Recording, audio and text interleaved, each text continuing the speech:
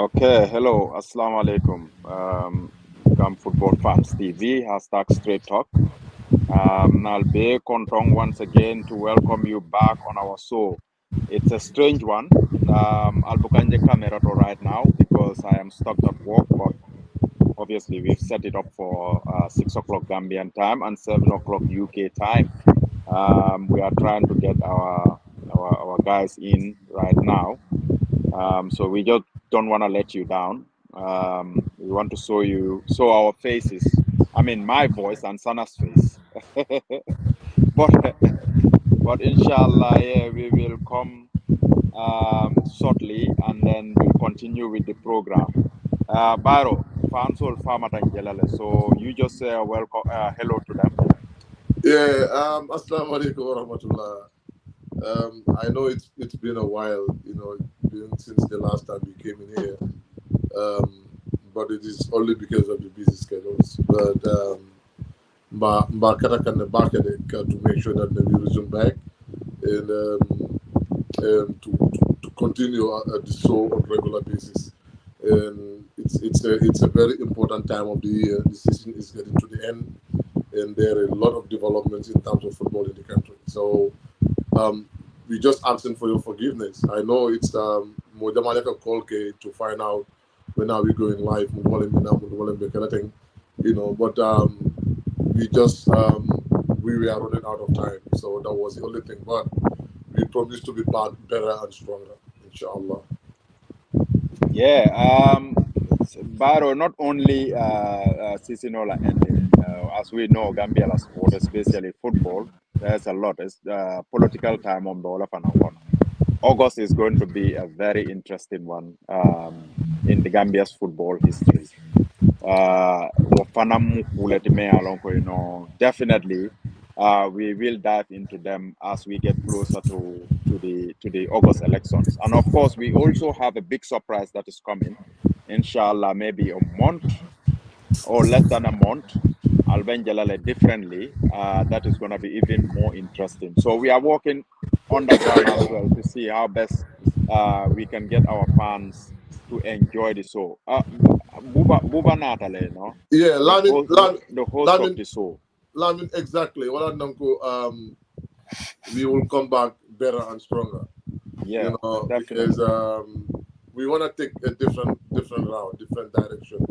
The objective is to give football what it deserves. We gave it to the people who deserve to know about it. And we might be away, we might be in different countries, but the fact of the matter is we're really passionate about Gambian football. And we were working very, very hard to make sure that we deliver quality to Gambians, to make sure that we give them what they deserve. Hopefully, inshallah, Rabbi, within 3 weeks, we will share what we wanted to do, what we intend to do with sport lovers. And I think it's a huge project that we are embarking on. And then, it's also one thing that was taking a lot of our time because we need to do a lot of preparations, put certain things in place and stuff. But inshallah, Rabbi, we will be there, and very soon we will get where we want to be. Thank you very much. You guys so mentam so dia natale buba ngamra ay supalema so asi ajing bota le But yalo na fo en kay ko supalema ni buba super ala super yalo mi ende jala la kuro buba la super mu kan kula na super ma rek the next thing I can get lalbila. So I mean, could you imagine Buba called me an hour ago to say make sure you are on time, and I came in like literally 20 minutes before time, and no one showed up. I had to call you. I was like, really? And he told me he's going to have super. Okay, Buba. This is and exactly what I did. How much go jangle to super? Why Lorna? Buba, best Mumla super. Can do the Amjama. Welcome, Buba. Man, like I said at the beginning of the show, I'm stuck at work. I cannot join. That's why my face is not showing on the camera. But Buba is back, and I'm sure Musa will be in a bit. The matter of direct mobile and and continue. So, Buba, welcome. Well, jërëjëf Lamin jërëjëf coach Sana di dal di nuyu képp nga xam ne mu ngi dal di seetaan si jamono bi waxoon nañ ne comme ni daal namoon nañ le daal wante nama bi yëpp lu nga xam ne mooy jaamala Sana ak ñoom Lamin ñoom ñëpp gis nañ seen ay tool ay bataaxal yi nga xam ne yéen doon dal di yónnee kon lu dal di def taw rek lu di dal di ñaanal ñi nga xam ne ñoo ñu dal di jiitu suuf si la seen kaw yàlla nangu seen sara si kaw suuf yàlla may seen ay njaboot xoli muñ ñu nga xam ne tam ñu ngi dal di feebar maa ngi dal di ñaan yàlla tam yàlla force boobu ñu dal di jaama amal moo fi nga xam ne mooy kontaan te si kanam tuuti Habib dina leen fi dal di join coach Sana ma dale laa bàyyi rek mun naa am nuyoo nga woon wante tam nga dal di nuyoo war rek ñu nga xam ne ñu ngi ci wax ñu bëri tam after programme bi la gars yi dal di toog seen kër ñu enjoy nga xam ne mooy programme yi ñooñu tam mun naa nuyu gars yi waaw bu woon nuyoo woon naa briefly woon rek because ñu doon xaarante pour nga ñëw waaye di profité rek di nuyu ñoo xam ne la ñu doon call di text di find out mbaa everything mu ngi ok pour si show bi nekk na loo xam ne nag dalal na xel trop ngay def dara nit ñi di toog di la nemeeku di xalaat ne ndax yaa ngi si jàmm ak yooyu loolu am na fu mu tollul ñun waaye man li ma war rek maa ngi gërëm ñëpp di sant ñëpp di leen wane rek ay teexa la woon rek busy rek loolu moo taxoon duñ daan mën a ñëw si show bi waaye incha allah rabbi comme li ma waxoon sànq noonu rek dinañ ñëw better and stronger ñu doon liggéey ay liggéey yu am solo nag to make sure that ne in moving forward ñu indil Gambian si sport lovers yi loo xam ne loolu lañ deserve information boo xam ne la ñu ñëpp loolu la ñu ut li si gën a am doole nag mooy dinañ make sure that ñu gën a follow suñu ligue bi because ñun amuñ dara lu dul suñu ligue suñ ligue football lañ am and ñun suñ objectif mooy ñu yóbbu ligue football bi to a level where ñëpp foofu lañ ko sentu de gis nañ ne nga ñëw towards the end of the season it's really hard at the top of the season in the first division second division am na ñoo xam ne ñu ngi liggéey si yeneen place yoo xam ne ñu gën a am am importance si development in football mooy si women football di profito di jël this opportunity di gërëm Sidi Sané ak Aliou Wenga Ras Juda ñoo xam ne la gis nañ ne the past week Red Scorpion ak police interior am nañ ne very important game ñëpp am nañ opportunity bi seetaan ko te foog naa lii lañ doon ut ñoo xam ne nit ñi dinañ gën a pousse football yi jigéen ñi pour mu mën a dem fi mu war a àgga parce que xale yi am nañ passion bi pour ñu play game bi motivation moo desoon pour ñu mën a eega fi ñu war a eega with a proper coordination from the federation ak all the relevant stakeholders yi maa ngi leen a wane jërë ngeen jëf si seen liggéey bu rafet bi and duñ relent we just need to continue pushing because football moom it's a continuous process nekkul process boo xam ne tey da ngaa door ëllëg nga bàyyi so on that note maa ngi gërëm ñëpp di sant ñëpp si seen taxawaay si football bi ñun tamit dinañ try suñ kéemtalaan kàttan ñu make sure that ñu available ñu try to share our thoughts and experience about Gambian football.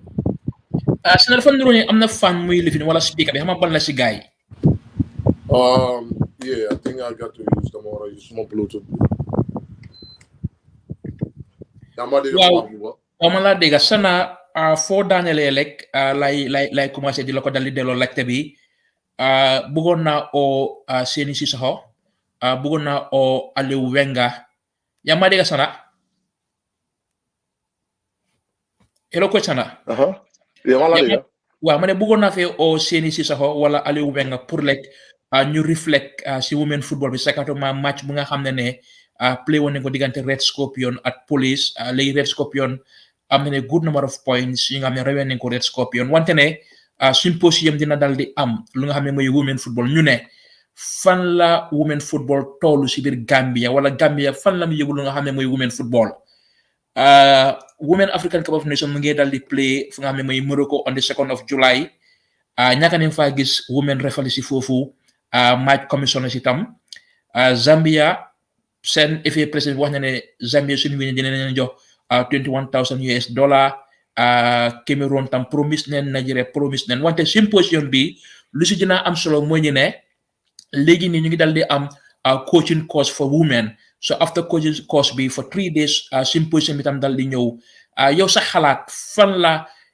fédération bi fan la Gambia yóbbu women football jamono boobu woon aada bi diine bi daf ñu dee dal di tardelloo suñ gum-gum wante na foog nga ne tey women football waroon naa romba fii tey.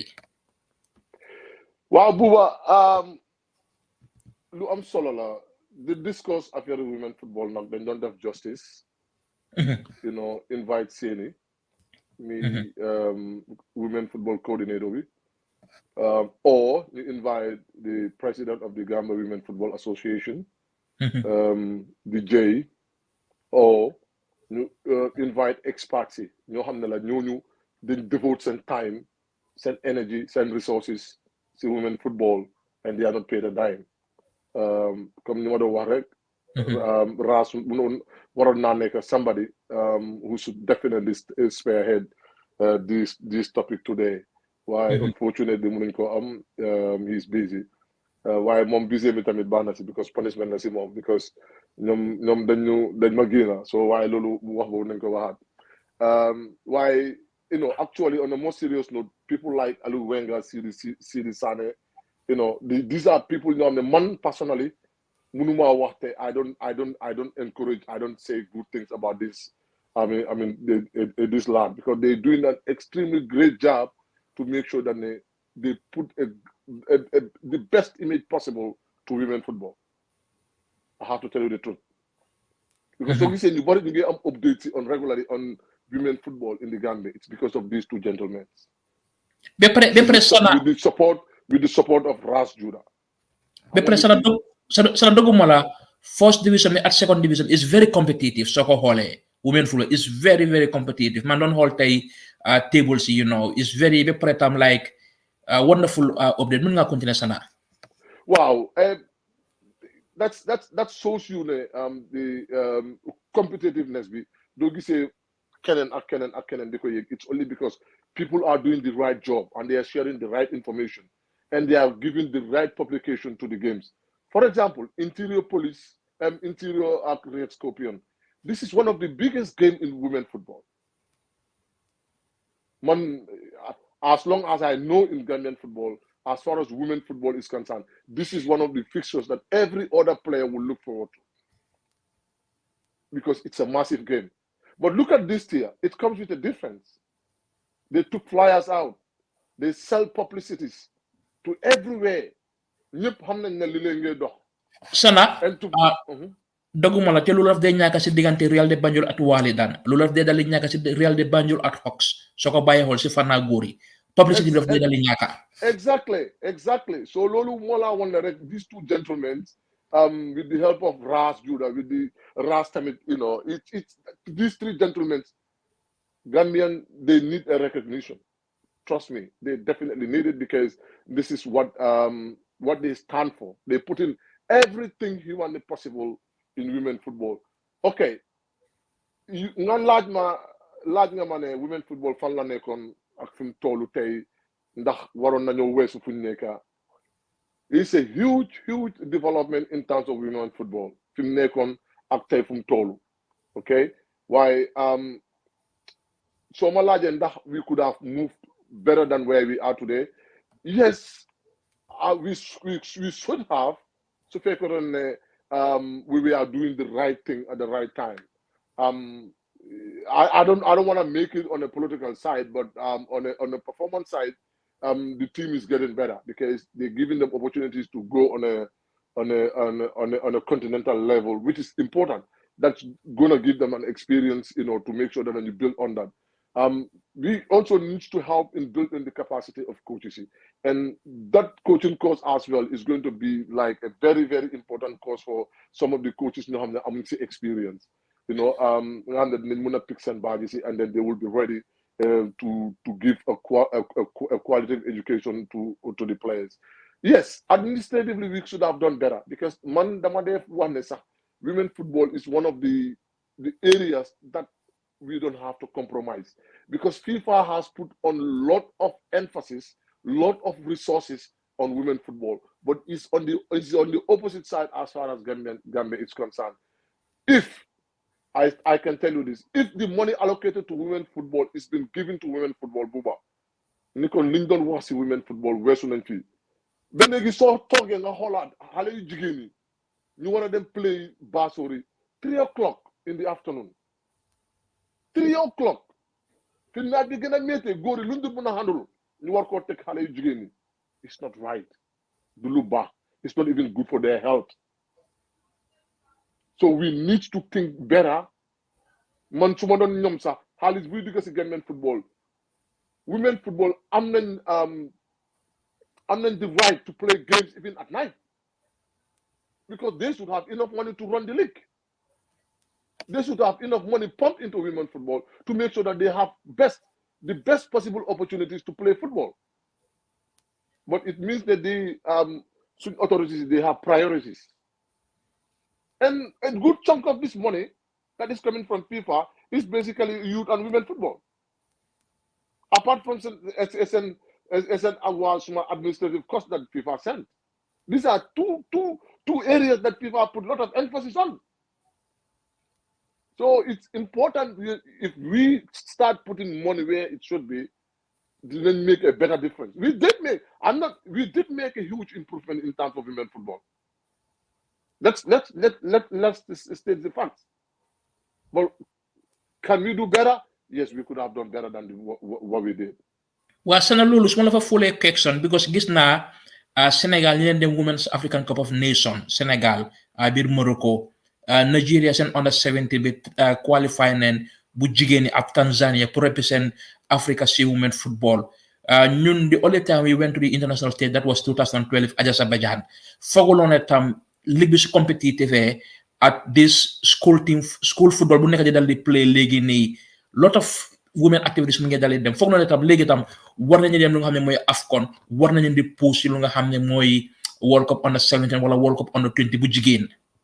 Buba du ma bëgg a Gambian si di indi comparison yi team bu dem Azerbaijan ak léegi because bu dem Azerbaijan there was nothing for women football. We qualified because the girls were determined to qualify and they did it. It's only good team we qualify the Gambian to door am ne sa women football game. Dama def faral di wax lii all the time. I was very fortunate, very very fortunate with Gambia girls di war a dem play seen return leg bi biir Sierra Leone. I was in Banjul on that fateful day. They're supposed to travel in the evening. Up till 11 o'clock in the morning, they don't have an air ticket. I was sent to go document somewhere else for the ticket to travel. So there was nothing on the table for women football for the 10 years ago or so. Exactly. But here we are. Here we are. Women football got all the resources that I mean they could dream of, and we are not using it. We are not just using it the way it should be. If only the past 3 years, during COVID time, the COVID has been for women football. A certain amount of money came purposely for women football. But it's not been implemented. Yes, we came close twice to qualify to AFCON. But do we just want to qualify to AFCON? I think as far as I'm concerned, there is more to that. As far as we just qualify and we struggle to qualify again. We need to have this bottom-top approach. You qualify and you qualify and you qualify, you qualify, then anybody who will be there will be under pressure to qualify. This is the whole thing. And how do we do that? We need to work from the grassroots. From the grassroots. And that doesn't only come to female football. It has to be male football. But basically, we will center this topic of discussion to women football. So if we wanted to be qualifying constantly to continental championship, we need to have this bottom-top approach. Sana, it's difficult. It's not difficult. Okay? It's difficult if you don't lay out clear pathway for you to achieve that. It's difficult if you don't have the pathway to go from one step to another. Because there's a saying in English: if you don't plan to succeed, you're planning to fail. And we are more focused on results in government football than the developmental path. Focusing on the results might be very dangerous. It might be very dangerous because it means that the structural wise you will not be focused on it.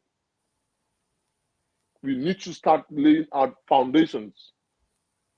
I mean, proper foundations in Gambian football. This is the biggest problem we have. We are more focused on results oriented. The results, as far as I'm concerned, and with the little experience I had in football, it's only the senior team that you can put a lot of pressure on to have results.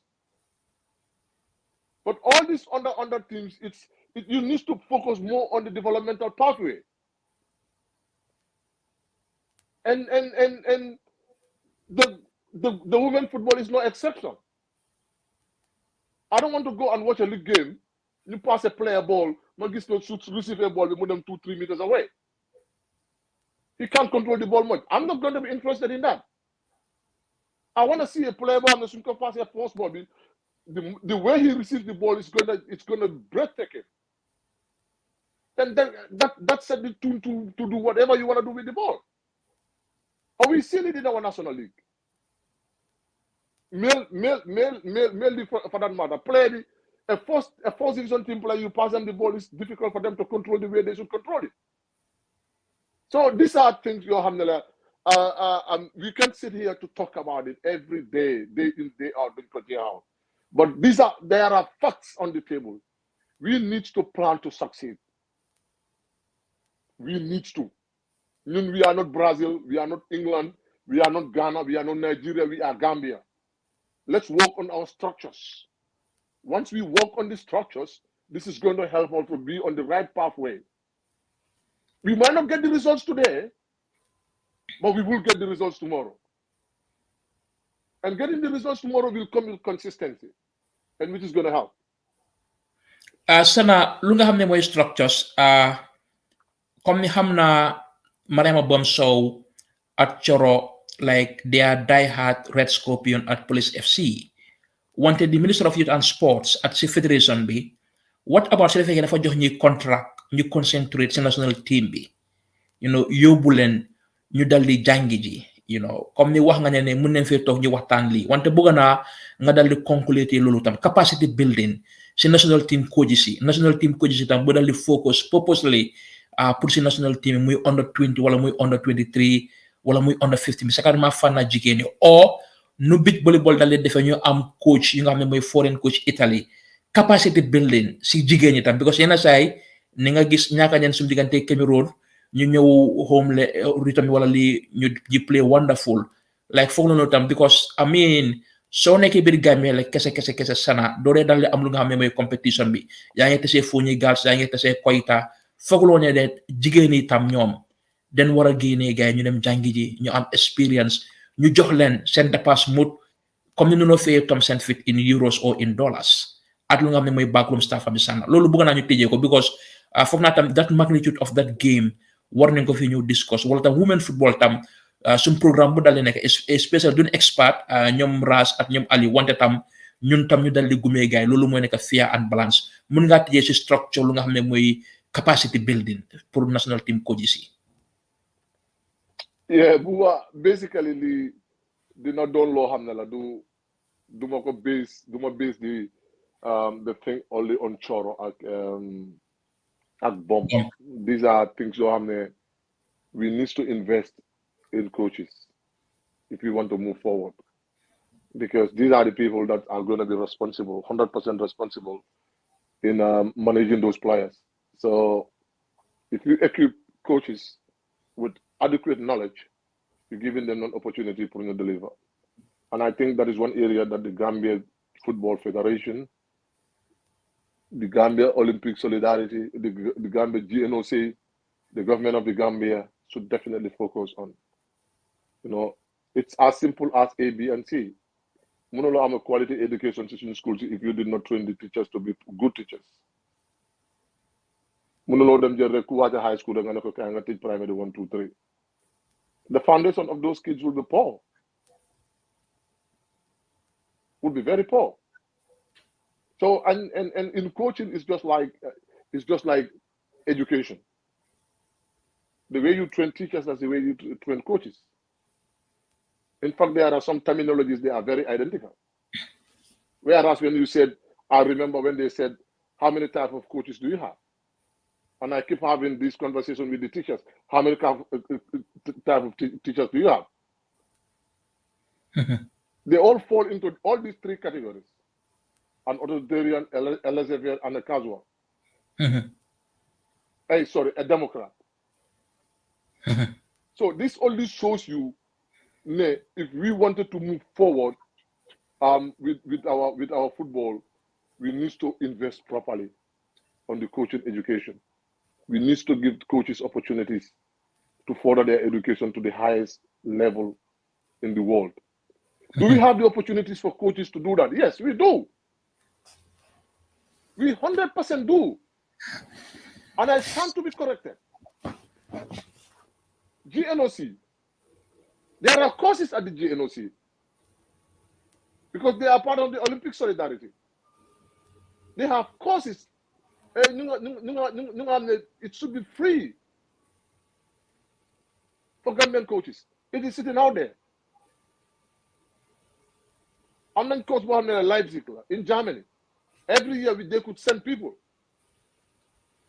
Every year. But we are not using it. We are not just using it. I'm then courses to Hungary. They choose to give it to people that they know.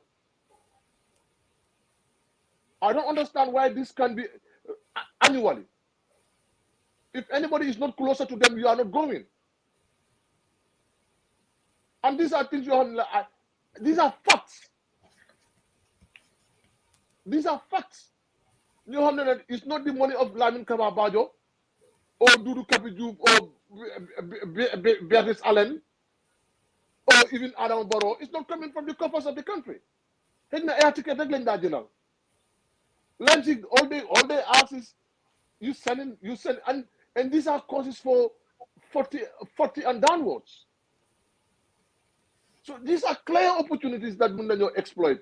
So I'm pretty sure there are other courses out there that we can tap in. Apart from the courses that Mundanyo requests from FIFA, from CAF, through the GNOC, Olympic Solidarity, that will be hosted in the Gambia. I'm telling you, these are international courses that we could tap in. It's sponsored, but we are not. This is how weak we are as a country. Okay, I don't want to name names because there are coaches that have been my friends. I don't want them to be feeling otherwise with it. But I'm telling you, if Sufeko, like my dad was a friend to one of the authorities, he said, "Money, them Hungary." It's easy. It's easy. But them Leipzig, yes, the German authorities will take care of it. Because you will send in your documents and they will vet it in, whoever they deem fit on it will go. It is not about me, it is not about Buba or Kenan. There are young coaches in the country that they could benefit from this. So let's throw the opportunities out there to them. If you cannot do it, give it to the coaches. Hey, these are opportunities out there. Can we just look at the right candidate to go in? Every year we can send 2-3 people. We can send 2 to Germany, 2 to Hungary. What do you think is going to happen in the next 10 years? But we are not. These are opportunities that are there because none of them can do them. This is how I see it. You are not a coach, you can go, so nobody else should enjoy it. It's really wrong. We should definitely be able to give those opportunities because the FF is not going to pay a dime. No. So why can't we just, mbokk bi léegi di leen dal di baatale lu ngeen xam ne mooy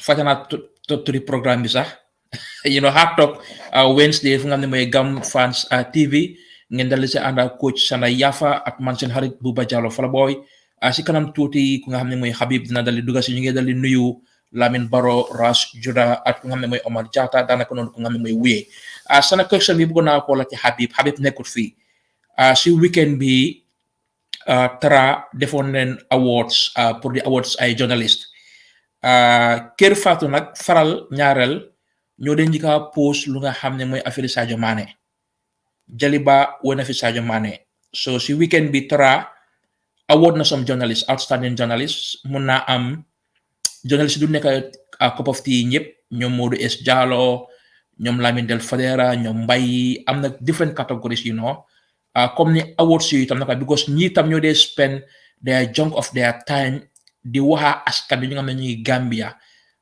awards war naa dal di am fédération bi diggoon nañ fi woon award ceremony end of the season last season mun naa am this season wante déggagum dara noo gisee like the role of these media people ñu nga xam ne ñu ngi lappatoo news yi si soose si joola si pol si angale at si wolof pour ñu daal di recognize gars yi parce que ne foog naa jooyoon nga fi lii before ñu dem award Matar Bah wala ñu award Sadio Mané ñu dal di margal ñu dal di sargal sum journaliste parce que ne ñoom Pape Sène ñu fi woon ñoom Bora Mbouch ñu fi woon ñoom Lamine Cham ñoom Peter Gomez ak ñoom ñu ñëpp woon doon dal di am lu nga xam ne mooy dis recognition wala mooy award fekkante tam sax Gambia Press Union defut ko Gambia Sport Association defut ko wante bii tam keneen moo dal di ñëw sargal ñi naka nga jàngatee loolu sana Buba dama fi desi the whole Facebook di gis suñ on sport journalism especially because noonu laa ko mën a waxee duma ko mën a generalize si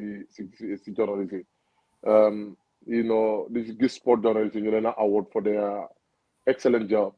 One thing that strikes me very good, very hard is the award of Mbaye, Lamin Del Fadera, and and I was very, very proud, pleased that TRA are acknowledging the effort of these individuals. These are people that's been into, been into the sporting arena for a while, and they're doing an extremely great job as a team. Rawatina nak Mbaye Kamara, who has been doing extremely great in the past couple of years in terms of Gambian football, giving Gambian football a visibility, especially the league, a very good visibility, which is very, very important. Most of us, will definitely rely on him to, updates, regular updates in the National League. And congratulations for the achievement. And this is just the beginning of a journey. The reason why they're giving you those awards is simple. It's very simple. That is because the people think that you've been doing an extremely good job. This is the time to spend to step up and try to work for the betterment of football, not individuals. Because Gambian football has long suffered because of misinformation that we give to people. Everybody needs to be responsible in the way what kind of information are you going to give to the general public. I'm not worried about whatever you give, but as long as it is something that is accurate and truthful, I don't have a problem with it. You don't have to side with individual. Lolu nak waran nga na journalist war nañu génn ci lolu te lolu foog naa ne lolu is one of the things loo xam ne mu ngi sonal Gambian football mooy dañoo xoolante si bul ñu wante digga parce que suñ football yi dafa tollu foo xam ne il faut ñu man ma xool buuba ma ne buuba li nga def ni correctul yow xam nga bi nga dogee Cameroon I told you I have to tell you point blank if Gambians are relying on you to give information no matter how hard the situation should be, you need to be professional and give that accurate information to the public. te foog naa ne li ma discours yow laay discours ak keneen waxuma tamit ne da nga war a dem tuumal nit ki mu def dara loo xam ne amut like for example maa ngi gis I'm gonna bring this critical example and I felt disappointed that it happened Ibrahima Jatta gigs a journalist wrote about armed forces and Mubinane Giggs was sacked by armed forces. And he was very upset. He was very upset. And he has to, attack the journalist and try to remind him, apologize. Those are things you don't just go on social media and write anything you feel like you want to write. Wasana. There are always two sides on the story. Sana. Buba ñëwee mu ne Sana lii, there is another side on the story, and try to verify before coming to public. But it's important that all those things are happening, and you get xoolante di waxante dëgga su wax dëgga amutoon foofu ni kon loolu duñ ko doon saafaral. Waa Sana. Sana comme ni institute like ports wala institute like Gambia Armed Forces si Diouf bàyyi na ports ñu doon wax ne dafa war a jël under 20 bi wante ports génnewut communication.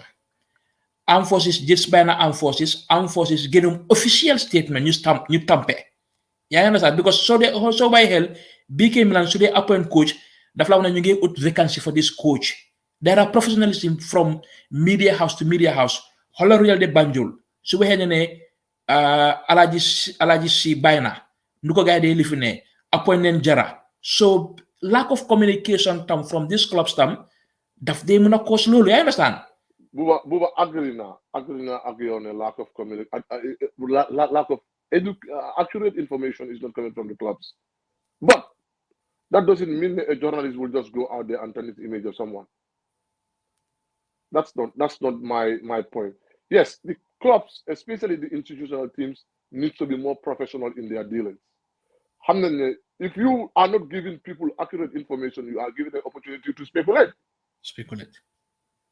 And since speculating at the end of the day, I know this doesn't happen X, Y, and Z. But we all need to be professional. We can't be professional like the Casa Sport or the Manchester United or the top clubs in the world. But these are basic things because most of these, teams have their media officers. Just like what Real de Madrid is doing. Coming on and BK Milan is doing. They put everything clearly stipulated out on their social media site. So whoever said anything more than that, I think Yang is speculate. Why for Giggs' case, he clearly said that he has resigned from his position because service ambijana with the army, and he is not intended to continue with the army. And there were talks going on just to retain him on the armed forces team, but he chooses after his service with the army, he wants to have a fresh challenge, which is understandable and is respected. So journalism has a very, very big, important role to play in the football development. Parties yoo xam ne dañoo xool ku nekk li nga def ñu wax ko soo defee lu baax ñu wax ko doo defee lu bon ñu wax ko pour nit ñi xam ne buuba lu mu def dafa wrong. But you don't be there nga silent okay buuba suma xarit la Momadou Ba def dara buuba mu ne ko no suma ndoola aral man ma bàyyi man ma génne si suma gémmiñ. We won't move forward. You need to talk about Momadou because there must be a professional relationship between you and Momadou. So defee lu bon la ñu address ko and you give him opinion on the way forward.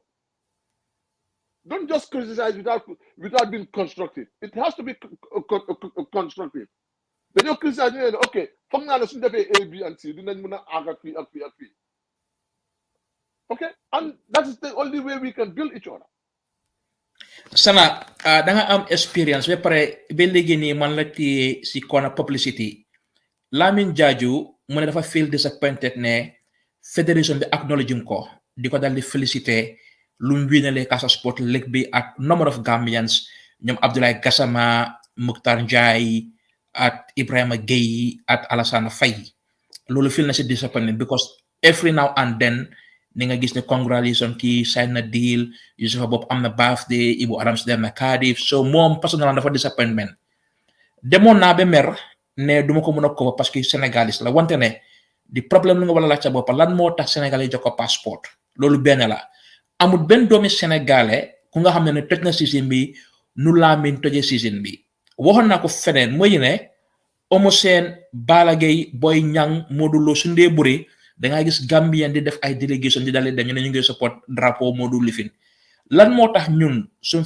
effet président bi mu doon dem Casa Sports diggante Casa Sports ak Géeju waaye fu mu doon dal di awete Lamin Jaaju parce que Lamin like am na nu mu doon dal di fudalee suñu boppa Sénégal si duñ ko dal di jël just the case of Lamin at publicity at fair treatment because foog naa laajte woon naa la ko last time tida nga nelaw nga xalaat nga am nga different opinion xëccoo nga sa boppa because man dama dal li miroon ba dal li gedda ma ne déedéet kii ñun ñoo ko war a dimbale na yow tam firoo ne kii ñoo ko war a dal di dimbale kii ñoo ko war a dal di protect that day yaayam ak ay rakam ña fa dal di nekkoon yeneen place yi am tey ñu ma yónnee ne génneel leen Ablaye Gassama woy wante tam foog tool te tam ñun like because every Gambian player is an ambassador Ibrahima Dabo mu doon play bu gars yi moo Europa League conference bi ñëpp ñoo ko doon seetaan Moussa Baro bu mu doon play Champions League ñëpp ñoo ko bëggoon a seetaan Ibrahima Dabo Ibrahima Koli bu mu demee woon ñu ma ñoom Valencia wala ñëpp ñoo ko bëggoon a seetaan because these are ambassadors na amum tam warugal ñun tey kooku ñu war koo dal di sargal dal di ko margal si these online platforms radio station online platform yow fu nga waxtaanee sana Buba jërëjëf Lamin so disappointed in the federation. I think he's taken a step too far. From a coaching point of view and from an advising point of view, he needs to be humble. He's young, very, very young. He has the whole career ahead of him. And I think there is a lot of propaganda going around him, which to me, if he listens to me, he will try to get away from the media for a minute. Just try to be more humble and focus on his job as a player, to progress to move to the next level. It is not difficult to be where he is now, but he's there now. Where do you go from here? And I like that kid. Like I said, I was very fortunate to work with him. Very, very fortunate. And he is a kid with a lot of respect. But I think he needs more advice right now for him to focus on his game, on his own game right now, than focusing on all these things that is happening behind the scenes. Whether the federation acknowledge what Lamin did or he doesn't do, that should only serve as a motivation to move. So people did not acknowledge, or the federation, he feels, I don't know, I mean, you said it from him, so I would take it to that. The federation did not acknowledge him winning the league. That should serve as a motivation. It means that then, he just needs to work harder and harder and harder. And I think that's the mindset that Kimbora Dugal Bopam, rather than, to more on the social media, you do want a Lamin Muneli. Aranse would Lamin. Aranse would go. He needs to focus and be humble, more humble. He's humble because he enjoys what he's doing, but he needs to be more humble in focusing on this, on the footballing side of the whole thing. All right. On the other hand, they are Gambians, and it always feels good. Nga nekk si beneen dëkk ngeen def fa loo xam ne ñëpp ñu ko waxantoo Gambian si génna di la congratulate ak yooyu loolu rek am na solo am na film laa yóbbu am na film la war a teg waaye nag comme man li ma feel mooy at this stage of his career fu mu toll whether congratulating ko or they did, let him focus on the next step ahead. And I think loolu moo gën am solo si moom. He's young and he has a lot of potential to make it through to the highest level. And until then, family needs to safeguard him, needs to protect him, protect him around a lot of things. And I think he also needs to have, I mean, people around him know how they can advise positively to make sure that they let him get out, because he don't have a time as a player to be focusing on things outside football. On you needs to be more focused on the on-field stuff, but not things that are happening behind the scenes. So I think it's really, really important for Lamin to focus on that. As far as I'm concerned, I know he's a very good brother, but if I have to talk to him, I would say, you know what? I think it's time for you to shut up, focus on your training, practice, and games. Try to get better and better every day. He's doing an extremely great job, and I want him to continue doing that. The media is not his area. He's not a good journalist, and he's not in the minds of people. People can decide of who to congratulate or not. Lolu waruko affect. It feels great, really great. Congratulations, this and that and that and that. Whether Gambia or Inco, he knows what he wants. And me, I am one person who is going to wish him all the best in his career. Sana, binoon na news ne am na yenn team yi nga xam ne ñu ko bëgga from Tanzania, fan yëpp Tanzania ñu ma call, am na Al Hilal Sudan, am na a lot of clubs from France, Scandinavia foog nga ne léegi nii moom level am léegi nii am na any project lu mu war a dal di prouval ñu nga xam ne ñooy Casa Sports because man wax naa ko ne sa market value fii lam dal di dina amee doole fii ba septembre wala winner bi da dal di fi na fu nga ne tam dina dalee des because Casa mën nañ koo dal di entice lu nga xam ne mooy CAF Champions League mooy nga xam ne mooy CAF Conference na fu nga ne tam is right time léegi pour bu dal di move yow soo ko advice. Wow, duma si sorry because there are two things involved here. My opinion of what is in Lamin's head. Okay, these are two important things. But to me, in my whole career in football, what matters to me most is the player. The player is the key individual here. You need to try to help him because the whole thing is the mindset. It's what is in your head. If Sufekin and Lamin focus not to move them Al Hilal or them Fenen, and then he wants to stay with Casa because of what he feels with Casa. And I said, no, okay, man, look at things here on the financial aspect. Lamin Damal feeling not gonna pay or it's gonna be difficult for me. It's gonna be difficult for him, and I'm not doing justice to him. Lamin, as I said, he's a young player, but he's growing into the game as well. So he needs to sit back with his management, how many manage properly for them to have a clear pathway. If you ask me, I had options. I can have my options open. And Lamin is one player who knows that he can always ask me. And Sumalaja, I will give him questions. I will lay things out on him, Lato, and I'll give him my opinion. That doesn't mean that he has to take it. That doesn't mean that he has to take it. He did great in the Senegalese league. If the opportunity presented itself, he thinks he wants to take up the challenge. Why not? But if he thinks that he wants to stay for a year, also to better himself, it's still a possibility. But now you can repeat what you did last season. So you have to look at things on different angles to come up with a better decision.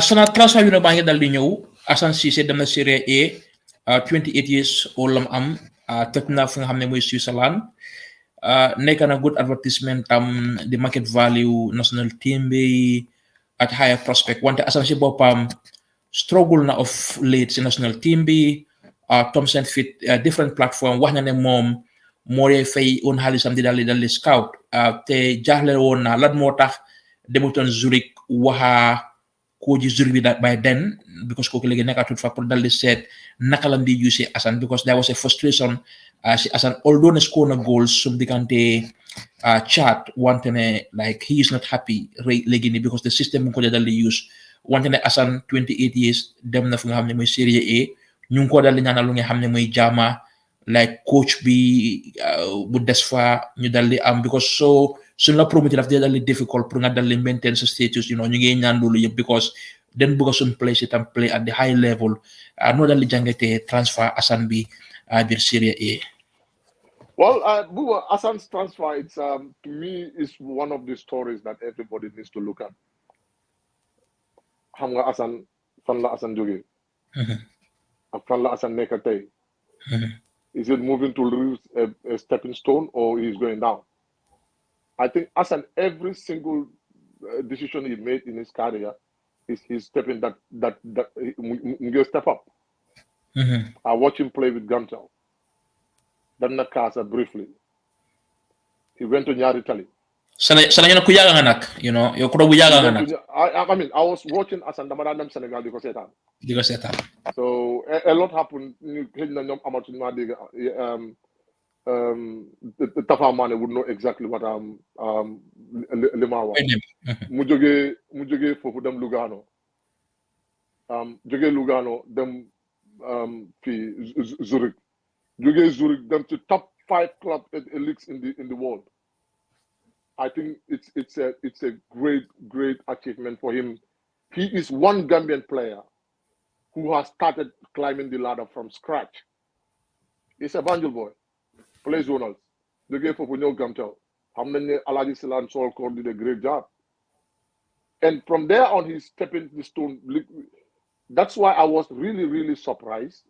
Bima gise Nune, because Degoma Koju Wako, then Koju Mune, Assane needs to climb it. Assane, he doesn't need to prove anything to anybody. The national team is a different ball game.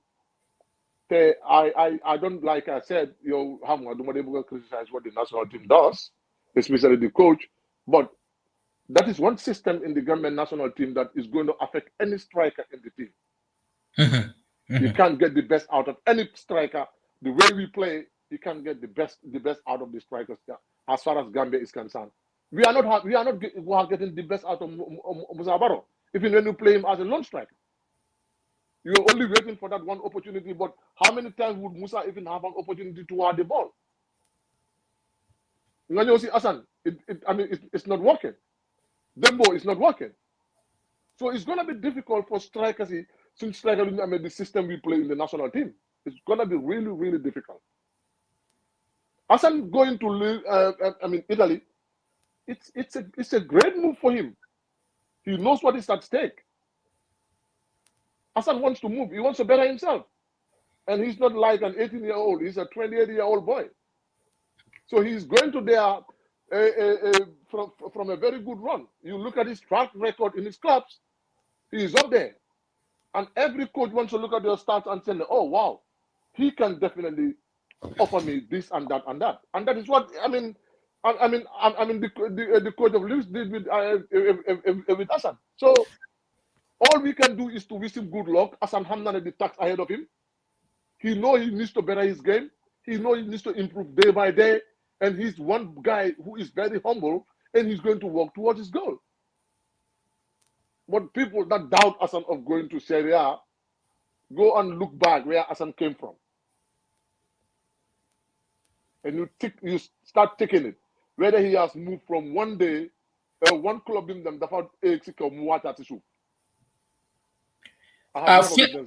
finally, like si affaire transfer si tam Mamadou Bojang tam bàyyi ko na fu nga xam ne mooy Portugal dal di dem fu nga xam ne mooy Scotland tam nekk na place bu nga xam ne tam lay football tam diine la den dal di loolu tam naka danga ko dal di jàngee fa young lad nekk na striker tam unproven striker like xale Matar Mbodj di mentality wax nga lu nga xam ne mooy mindset dégg naa sama ngi génne benn book baa ngi tudda mindset one kind of mindset la Mamadou Bojang tam di dal yóbbu nga xam ne mooy Scotland big platform pour bu dal di proof boppam si fancy ñu nga xam ne gisuñ ko. dama ew benn morning. I had a long-term Scottish friend. He's Hibernian faithful season ticket holder every year for the past 30 years. Did you know of this Mamadou Bojang? He signed him on loan from Portugal. I said, Major? Yes. You had a player. Work rate, Binda? His work rate is extremely well. It's extremely great. And then he's young, and I'm sure, getting that 1 year experience in Portugal has given him, has really prepared him to move Dore Scotland. It's not a bad league. It's a very, very hard league. Don't judge me wrong, because the teams will play together 4 times in the season. And this is a very, very good opportunity to major with his age, because if he can work rate, like he's gonna give them what the coach wants. One of the things, the reason why I just signed Komoy, the athleticism in him and the work rate that he offers to the team. All the rest of this stuff will come with proper coaching. It's gonna come up along the road. And I think Major is hitting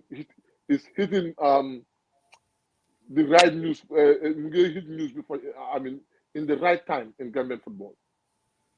Going to Hips, he can build. He has started with a team that a proper team, gave him that lot of experience. And I think, I always advise young players to be very, very, very humble.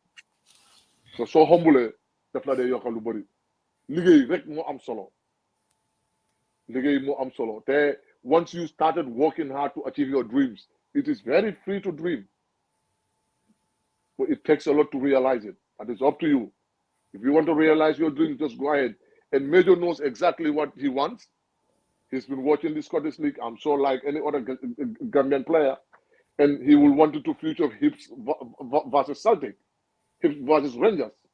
And I think those are big opportunities for players like him to showcase them. And more importantly, helping his team to be where they should be. And I think for me, those are two transfers you have there. I am really pleased and confident that those two players will definitely hit the heights. Sana, stadium in Ninkora dali renovate. Wante ne there's no publicity from the management of the stadium, the Minister of Youth and Sports. Fixtures you fi dal di gis week 25. Marimo Elite at Samga dina am si stadium bi. Be stretch on the 4th of July. Digante Birkama United at Samga. Majisi yep dinen place yung nga stadium bi. From Friday be on the 4th of July. Be on the 7th of July dina dalili. Wante there's no official statement ne stadium renovation dina dalili door. Muna am probably dinen isi ay bagas ñu def ko prompt announcement dinen dali renovate lu nga xam ne stadium bi. I don't know na amon nga that lock pour nga xal because maa ngi dugaloon benn nataal Birkama United foog na at gaaf xama gaaf ak ñan la woon fu gaa doon wooma baaxutoon pour player Tira Diop gisoon na ko bi for the charity match dem na di advertise bu bounce ball bi sax nuta top so stadium bi suñ ko war a dal di rénover pour su fekkee ne digal neen lu nga xam ne may fas ne hopefully dara play na tam ñu ngi nax population because foogoon naa ne ministry bi daf doon dal di xam nga you know, try fall in love with the public. The one was still in one of the fixtures that you must week 25 and reschedule match week 21. Most of the matches in the places still in the coming weeks. Let's just observe the waiting game. Waiting game direct like Monade. It's the responsibility of the ministry to make sure that new renovate stadium. Why so GFF permit how many amnang halisi FIFA and they could fast track the pre-finance go, why not? They should be working hand in glove. But like I said, the responsibility of GFF for new renovate stadium has to be clearly stipulated. And now, a lot of people are waiting for us to talk about the two people of the GFF. Why that is a topic of another day. Right now, what bonnet issues in Amoy, these are things that we think is right. The ministry needs to do everything in their powers. The central government to make sure that we played our next home game in Banjul. We don't want to go away because Amaluni Benjirin. Senegal, when played the last time, is even worse than the Independence Stadium. So, man, I don't even understand how can Chase pass that test with CAF and our Independence Stadium could not pass it. It's one thing Lo and the Munuma can understand. And I think it's really, really important for us as a team to make sure that new dimbale pour ñu mëna renovate Independence Stadium we can start watching our home games back home. Son of nekk ñu ngi tammi politics different camps yi ñu ngi offer na leen def assistant coach ñu la def women's xam nga leen yokka fay bi wante the electorate reform yu nga xam ne ñu war a dal di amee sànni karta bi like some of the committees gis nañ ne fédération bi tam ñoo leen dal di handpick members of the federation, especially Lamin Jase, gis na for Trump.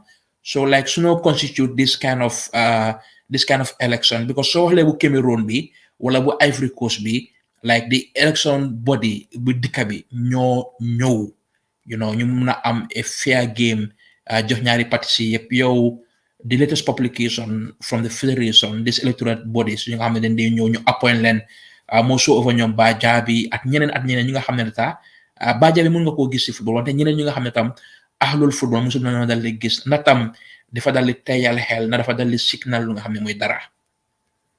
Buba first of all dañoo acknowledge constitutional right la pour ñu appoint an electoral body to oversee the election of the Gambia Football Federation, but also it's constitutional mandate for the president of the Gambia Football Federation to constitute that with fairness. To be honest, I, for one, been into football for so many years. I'm very much surprised and disappointed to see certain names in that electoral board. And so, my reasons, these are people, they were on one side of the game. Okay, they look for one pour ñu matay rek def lu leen ne. Seeing those people in the electoral board dafa tey xel. Like someone like Bajabi. Bajabi, how on earth could he sit on an electoral board of Gambia Football Federation? Ko Hamnela, he's part and parcel of Kababajo. Help him to do everything that he wants. I take Kogusi electoral board. What are you trying to insinuate here? All I'm urging, all I'm driving at is football Gambia be Ken Momuko. We should try to make sure that you set the standards. Politically the father muje. But li pass on tiny Malik Silla. That's not the same year. We are in 2022. And people will definitely have resistance, in all angles. And I know this federation talks in that football house with General Luneka. That's how desperate they are to stay in that office.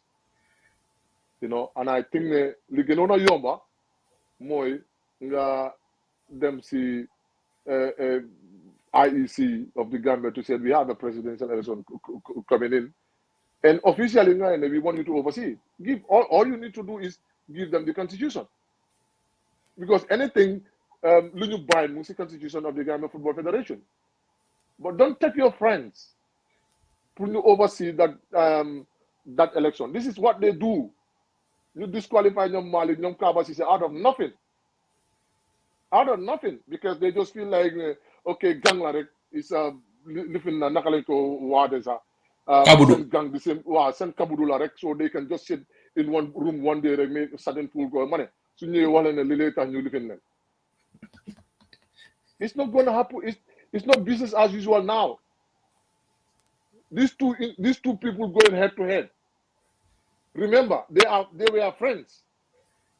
They were in the same camp. So it's not going to be business as usual. Luma odd guy, politics. Let's stop being dated to each other. I understand, a staff Mohammed, I heard Sadibu say this. A staff of the federation going around telling people that how you took that individual because that's the appeal committee, the electoral board. What are you trying to insinuate? Kogo read an appeal. Kogo read That's an what I'm appeal. saying. Lamin Jase Mohammed, he's going around people telling them that you should win the Ngajal Kogo no take the appeal committee be acti appeal committee be acti electoral board be. What are you trying to tell Gambians? What are you trying to tell them? This game should be fair. Football is all about fair play. Do your campaign. People should judge whether you deserve to be there or not. But let's stop playing dirty games. I have said this, man, I think that the staff of the Gambia Football Federation needs to understand that they are there to serve football. Kaba defa dem mu ñew. Kemo ñaata president ñoo ci federation mu fa tok. Barina. Su demee tey muy dem di wan ñi ne ñi suñu ne dañ na daaxa dugg na fi gëna ne fi kon moom xam na ne lan la def. Xam na ne kon nekku ci yoon bu jub. There are a lot of people out there ñoo xam ne la ñu ngi liggéey ci federation so many years and they are not saying a word. President bu ñëw nañ war a ànd because yang fa yow staff nga am nga TOR. So it's important pour nit ñu note loolu. Xam naa time mu ngi dem na buuba naa fi taxaw nag these are important topics yoo xam ne dañ ñëw pour jekkali ko. Loolu kay what is happening, we need to understand that we need to play this game fairly. Football is not a dirty game. A dirty game bowling play one like 4 years ago, don't play that dirty game because it might not work well for you. kon loolu moo tax mbokki déglukat yi ñu leen naa dal di sant di leen dal di gërëm seen ànd bu rafet ak seen taxawaay bu rafet ñu leen naa jox lu nga xam ne mooy ndig daje ba si soobee yàlla si ajuma bi suñu fi dal di ñëwee di leen dal di privé lu nga xam ne mooy first division ak lu nga xam ne mooy second division fekk na tam yeneen xibaar mu ngi dal di ñëw wante na tam suñu naataangoo tam ku nga xam ne mooy Habib Fall dinañu dal di topp si lu nga xam ne mooy programme bi sana sama ñeenteli kon be ajuma daal si soobee yàlla ajuma dinañ fi dal di ñëw sana sama ñeenteli kàddu rek wala ñoo dal di tëj. jërëjëf Buuba ñu ngi sant ñëpp di gërëm ñëpp andi leen jox dig daje ba ajuma inshallah rabbi. jërëjëf.